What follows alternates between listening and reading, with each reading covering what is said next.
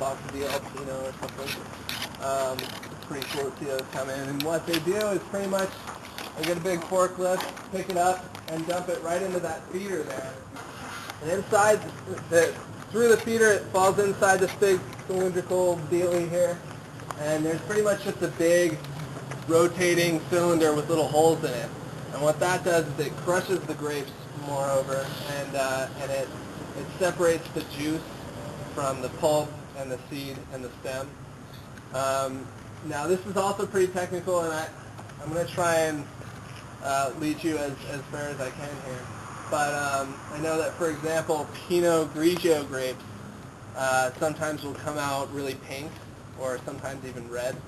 And the way that you can get that still come out as a white wine, with Pinot Grigios are whites, Pinot Noirs are reds, is that if you want to keep it white, you'll keep the juice separate from the skins.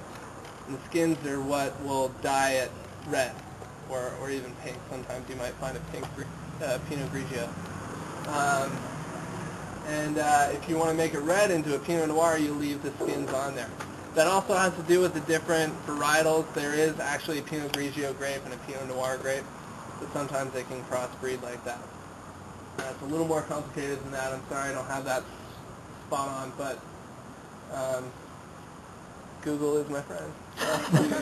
So over here, this is kind of what the inside looks like, this guy right here. All these holes, big cylinder in there, and it just rotates until it's all crushed. And then they'll come out over here. If we're lucky, there'll be some in here, but I don't think there will be. How many wine slots do you think you did for the wine? Oh my God! Whoa. Yeah, so if you want to, you can open that again. What's in there? And there's just a bunch of grapes. You'll see all these. That is disgusting. All the pulp and the seeds and stems. Oh my goodness! Yeah, see, aren't they fun? Are there slides like useful for the... Not really. They're not bad. They're just, they're doing their thing. So there's specific grapes for specific wines. You can't take, like, let's say a grape that is made for a certain type of wine and make it into something completely different. No, you can make it a different style. For example, port. You can make a Zinfandel style port, but I'm not really sure about how that's done. Will a frost ruin the grape? Yeah, it can. But I mean, if you go up into Canada or other, cooler spots in the world, they make ice wines. And what those are is that they'll harvest the grapes while they're frozen, and then they'll crush them that way, and then it keeps a lot of the residual sugar in. Yeah, that makes sense. And so they come out really sweet. I like drinking Canada wine. Yeah, ice wines are pretty cool. I dig them. Cool, but you have to like import them, right? Well, you could find them if you were looking. You could go on the internet and find them pretty easily. So. You guys help to like the Bevmo that they open up? Yeah, we've got, if you go in there and you see some of our dessert wines at Chaucer's. Chaucer's is our dessert label. It doesn't say Barchetta, but it is made by us. You can find that at Casa de Fruta. You can find it I've seen that in Monterey. Yeah.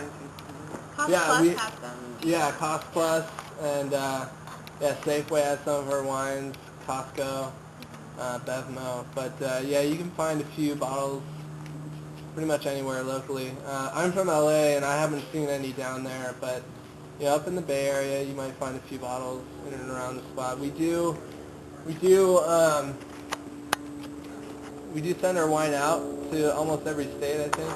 The only state that we don't deliver to or distribute through, the only states are Utah and Maryland. Utah is pretty self-explanatory. Yeah. Maryland, I want to say it's just one of those old laws that haven't really been addressed yet.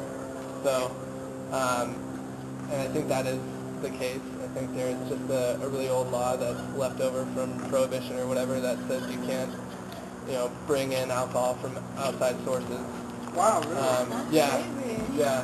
So, and I think they're trying to fix that, but until they do, it's just one of those things. But yeah, so that's a lot of fun. But it's actually pretty rare that you can find a winery that ships to people rather than stores all over the country like that. I mean, we go to Hawaii, Alaska. A lot of wineries can't ship to those southern states like Georgia or Florida, or even other states like Vermont and Maine. A lot of people are pretty surprised by that. So I mean, that's just one of the effects of being such an old winery. We've gone through all the motions. We've gotten a lot of those licenses. And so, you know, bet you guys are having a lot of fun here. Yeah. Talking about licenses. Well, nobody else did this with us. No. Yeah, it was cool. Yeah, I'll do what I can. That's why they call me Mad Dog. Alright, so any other questions about the winery? I think if it's not too crazy back there, I want to try and sneak you into the warehouse. It's pretty cool to see these just spires of wine. So if you want to go over there and check that out, and then after that we can do a tasting. Yeah. Yeah, I'm sure you're pretty thirsty now. Yeah. I'm 40 minutes. Alright, cool, let's check it out.